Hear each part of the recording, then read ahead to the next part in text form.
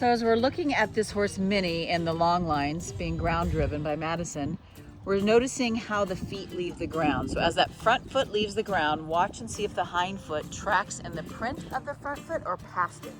If it actually tracks in the print of the front foot, that's called tracking up. If it goes past it, it's over tracking. Right now, it's not quite even tracking up, so it's under tracking.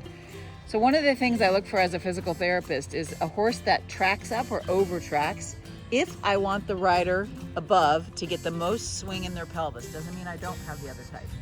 But if I want a rider to get more movement in their hips, the more the horse's leg steps under the belly, the farther it steps, the more the back of the horse's hips drop and swing, the more that the rider gets the movement.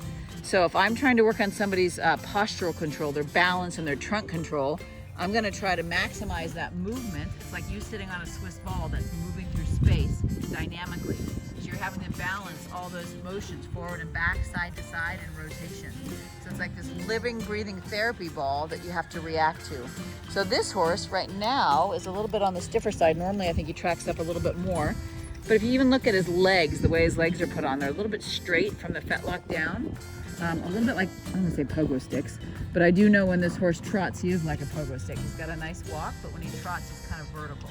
So if you think about vertical displacement, like jumping up and down on a trampoline, that movement would be really good for somebody who craves a lot of sensory input.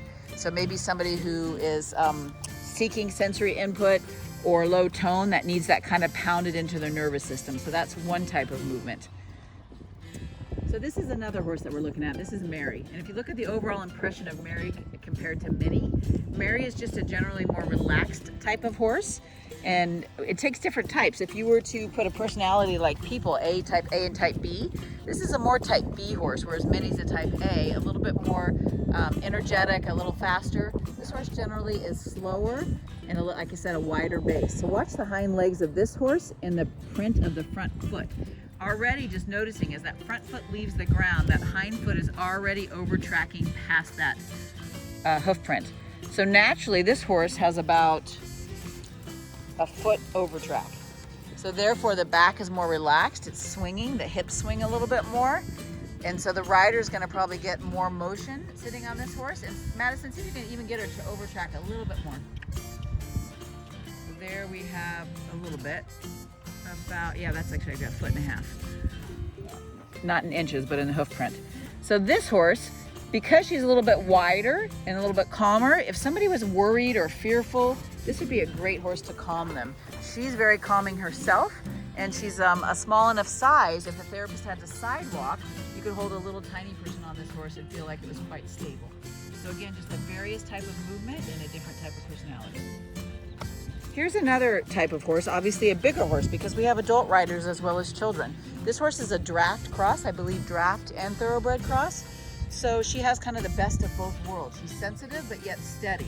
You can see generally her feet are really big. She's just kind of grounded to the earth, but there is some movement in her hips. And if you really watch as she comes around, she tracks up naturally and she can over track. So she's a horse that what I would call has gears in her. You can adjust her up or adjust her down. So for me, this is one of the perfect things that I love about a therapy horse is the rideability and the how versatile they can be in their movement. So you can see she's steady, her head is swinging, she's a little bit low, but you can see it's a very calming type movement. This horse would be good for an adult or even a child. We do use them for children too, but usually the taller they get, the harder it is for a smaller child for us to sidewalk. So that's something we always have to think about as our volunteers who sidewalk with us. We don't want the horses too tall. She does have a nice wide base of support, so she could kind of go both ways. If you put a saddle on her, you could narrow up the base of support and use her for somebody who's tight, or you could take them and go bareback and lower them down to that nice wide base, and it could be something very steady.